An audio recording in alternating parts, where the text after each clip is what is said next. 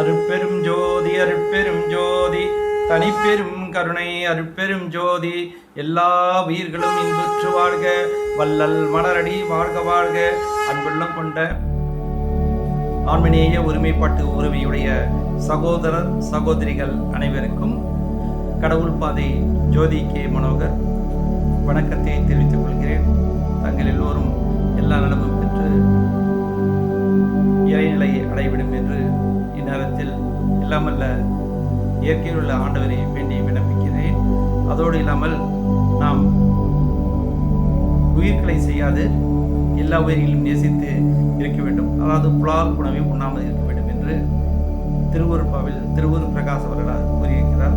அதோடு இல்லாமல் இதுவரைக்கும் வந்த தபசீலர்கள் ஞானிகள் வாழையடி வாழை என வந்தவர்கள் எல்லோரும் அருளாளர்களிடம் கூறியிருக்கிறார். அதில் நாம் திருவள்ளுவர் புலால் மறுத்தானை எல்லா உயிர்களும் கைகூப்பியும் என்று கூறுகிறார்.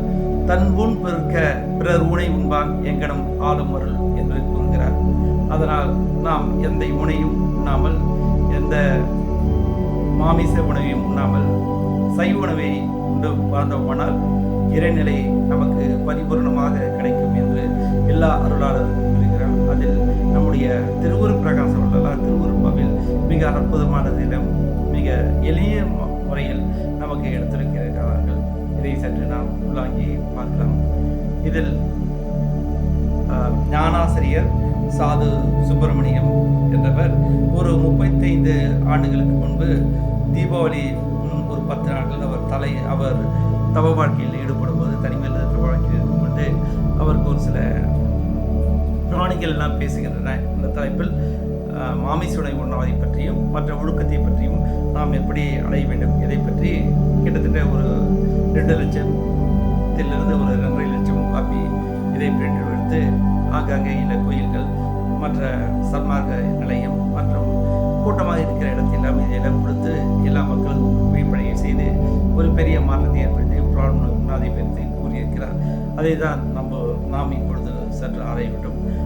சாது சுப்பிரமணியம் ஞானாசிரியர் திருவூர் பிரகாச வரலாறு மணிமங்கலத்தில் அவர் ஒரு ஆன்மீக நிலையம் திருவூர் பிரகாச வரலாறு ஆன்மீக நிலையத்தை ஏற்படுத்தி இருக்கிறார். அதில் அந்த செய்திகளை இப்பொழுது நாம் பார்க்கிறோம். பிராணிகள் பேசுகின்றன. உலகில் 6 அறிவுடைய உயர்ந்த பிறப்பாகிய மனித பிறப்பை பெற்றுக்கொண்ட அன்பு தாய்மார்களே, அருமை பெரியோர்களே, இனிய குழந்தைகளே, வணக்கம். நாங்கள் சொல்வதை கவனமாக கேட்டு கொஞ்சம் சிந்தியுங்கள். ஒரு உயிரை கொன்று அதன் மாமிசத்தை உண்டு உங்கள் உயிரை இடுகாடாக்கி கொள்ளுங்கள் என்று எந்த அருளாளர்களும் சொல்லவில்லை. ஆதலால் நாங்கள் எந்த உயிரையும் கொள்வதில்லை. கொன்று அதன் மாமிசத்தை சாப்பிட்டு எங்கள் பயிரை இடுகாடாக்கி கொள்வதில்லை. நீங்கள் எப்படி? நாங்கள் மதுபானம் குடிப்பதில்லை, போதைப் பொருள் உபயோகிப்பதில்லை, அதனால் எங்களுக்கு உடல் புண் வருவதில்லை. நீங்கள் எப்படி? நாங்கள் பீடி சிகரெட் புகைப்பதில்லை, மூக்கில் பொடி போடுவதில்லை, எங்களுக்கு புற்றுநோய் வருவதில்லை. நீங்கள் எப்படி? நாங்கள் புகையிலை போடுவதும் பான்பராக்கும் போட்டுக்கொள்வதில்லை, இதனால் புற்றுநோய்க்கு ஆளாவதில்லை. நீங்கள் எப்படி? நாங்கள் சூது ஆடுவதில்லை, பொருள் இழப்பதில்லை, அதனால் குடும்பம் கஷ்டப்படுவதும் இல்லை. பாரதத்தில் பாண்டவர்கள் சூது ஆடியதால் வீட்டையும் நாட்டையும் இழந்து வனவாசம் போகவில்லையா? நீங்கள் எப்படி? நாங்கள் பிறர் பொருள் மீது ஆசைப்படுவதில்லை, ஆசையின் காரணமாக திருடுவது இல்லை. நீங்கள் எப்படி? இறைவன் எங்களுக்கு பேச்சு திறன் கொடுக்கவில்லை, கொடுத்திருந்தால் நாங்கள் எப்பொழுதும் பொய் பேச மாட்டோம். நீங்கள் எப்படி? நாங்கள் பிறரை கண்டு பொறாமைப்படுவதில்லை, நாங்கள் பிறரை கண்டு பொறாமைப்படுவதில்லை, எதிரிகள் கெட்டுவிட வேண்டும் என்று எண்ணுவதில்லை. நீங்கள் எப்படி? நாங்கள் தானியத்தையும் பொன்னையும் பொருளையும் களஞ்சியத்தில் சேர்ப்பதில்லை, அதனால் லோபித்தனம் எங்களிடம் இல்லை. நீங்கள் எப்படி? நாங்கள் பிறரை வஞ்சிப்பது இல்லை, மோசம் பண்ணுவதில்லை, ஏமாற்றுவதும் இல்லை. நீங்கள் எப்படி? நன்மையும் தீமையும் பிறர் தருவதில்லை. நீங்கள் செய்யும் நன்மை தீமைகளை உங்களை வந்தடைகின்றது. முற்பகலில் ஒருவருக்கு நீங்கள் தீமை செய்தால் பிற்பகலில் அது தானாகவே வந்து உங்களை சேரும். இதனால் குடும்ப நலம் கெடும். இது எங்களுக்கு இல்லை, உங்களுக்கு எப்படி? அதாவது இதை பிராணிகள் பேசுகின்றன. நம்ம வீட்டில் வளர்க்கக்கூடிய பிராணிகள் மற்றும் இதையெல்லாம் கூறுகிற மாதிரி இந்த கருத்துக்கள் எல்லாம் நம்ம மனித இயக்கத்திற்கு நாம் எப்படி மாற்றிக்கொள்ள வேண்டும் என்ற செய்தியாக கூறுகிறார். பார்க்கலாம். உங்களுக்கு குடும்பங்களில் ஏதாவது துன்பம் வந்தால் அந்த துன்பம் நீங்குவதற்காக ஆடு, கோழி ஆகிய எங்களை பலி கொடுப்பதாக இறைவனிடம் வேண்டுகின்றீர்கள். நாங்கள் அப்பாவி ஜீவர்கள், அதனால் எங்களை பலி கொடுக்காதீர்கள். எங்களுக்கு பதிலாக புலி, சிங்கத்தை பலி கொடுத்து நிறைய வரம் பெறலாமே, ஏன் செய்வதில்லை? அது உங்களை பலியாக்கி கொள்ளுமே. பலியிட்ட எங்கள் உடம்பும் இரத்தமும் இறைவனுக்கு போய் சேருவதில்லை. உங்களுடைய பரிசுத்தமும் நல்ல பண்புகளே இறைவனை சேரும். எங்களை பலி கொடுத்து புண்ணியம் பெறுவதாக நினைத்து பாவத்தை சம்பாதித்து கொள்ளாதீர்கள். ஒரு உயிரை கொள்ளாத விரதமே கடவுளுக்காக இருக்கும் விரதம். நீங்கள் எப்படி? பரிசுத்தமானவரா, பண்புடையவரா? பரிசுத்தமானவரா, பண்புடையவரா? எங்களுக்கு ஜாதி வேறுபாடுகள், சமய வேறுபாடுகள் கிடையாது. இது பொய் என்று வரலாறு கூறுகிறார்கள். எங்களுக்கு ஜாதி வேறுபாடுகள், சமய வேறுபாடுகள் கிடையாது. இது பொய் என்று திருவருட் பிரகாச வரலாறு கூறுகிறார்கள். எல்லோருக்கும் கடவுள் ஒருவரே, எல்லோருக்கும் கடவுள் ஒருவரே. அதுபோல் மனித குலம் எல்லாம் ஒன்றே. உலக உயிர்கள் எல்லாமே சகோதரர்கள் என்பதை வள்ளலார் கூறுகின்றார். இதை ஏற்றுக்கொண்டு நாங்கள் கூடி வாழ்கிறோம். நீங்கள் எப்படி? எங்களுக்கு கடவுளை வழிபாடு செய்யவும் கடவுளை துதிக்கவும் முடியாதில்லை. எங்களுக்கு வாய் இருந்தாலும் அது உணவு சாப்பிட மட்டும்தான் பயன்படுகிறது. உங்களுக்கு அப்படி இல்லை. நல்லதாக பேசவும் இறைவனை துதிக்கவும் முடியும். ஆதலால் தினமும் சிறிது நேரமாவது வாயால் பாடி, தலையால் வணங்கி, கையால் தொழுவது, மனத்தினால் சிந்தித்து ஒழுக்கத்துடன் இருங்கள்.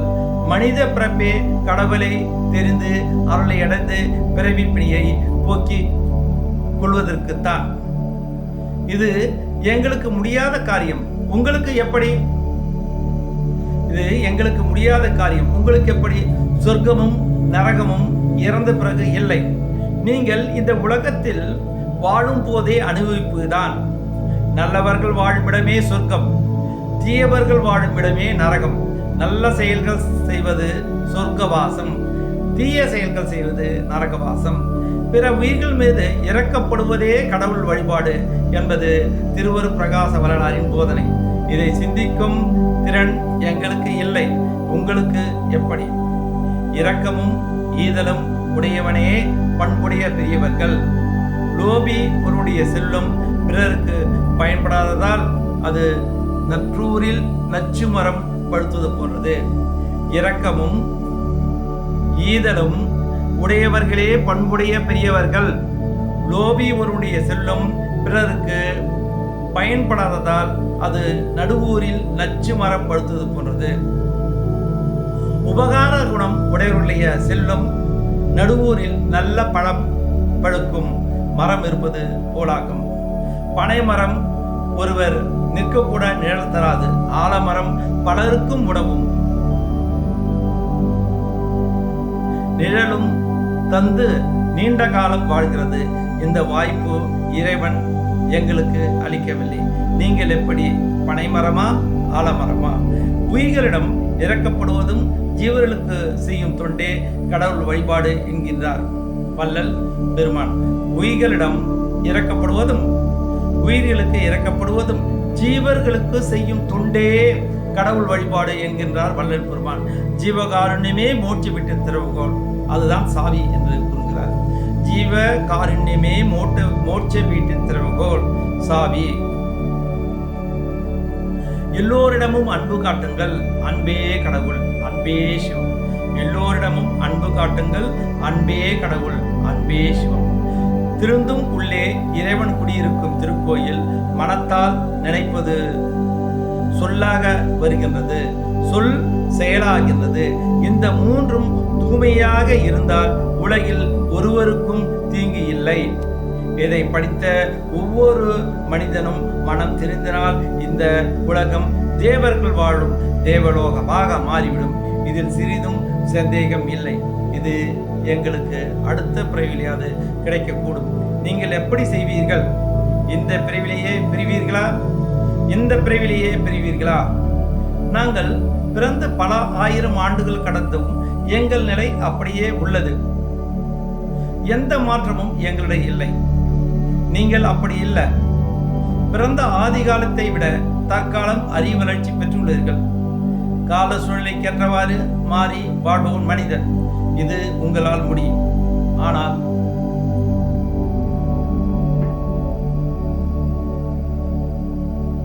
வளரணும், அறிவும் வளரணும், ஆளும் வளரணும், ஆளும் வளரணும், அறிவும் வளரணும். அதுதான் வளர்ச்சி. இன்னும் பழைய சம்பிரதாயங்களை பிடித்துக் கொண்டு இருக்கிறீர்கள்.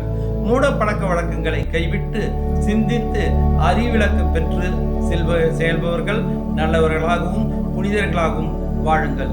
இதுவே எங்களுடைய பணிவான வேண்டுகோள். நாங்களும் உங்களுக்காக இறைவனிடம் வேண்டி பிரார்த்தித்து கொள்கிறோம். சமரச சுத்த சன்மார்க்க சங்கம் ஒன்றே உங்களை நல்ல மனிதராக வாழ வழிகாட்டும்.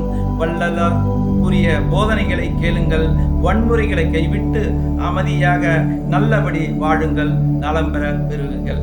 அருட்பெரும் ஜோதி, அருட்பெரும் ஜோதி, தனிப்பெரும் கருணை, அருட்பெரும் ஜோதி, திருவர் பிரகாச வள்ளலார் திவ்ய திருவடிகளே சரணம். வள்ளல் மலரடி வாழ்க வாழ்க, எல்லா உயிர்களும் இன்புற்று வாழ்க. திருச்சிற்றம்பலம்.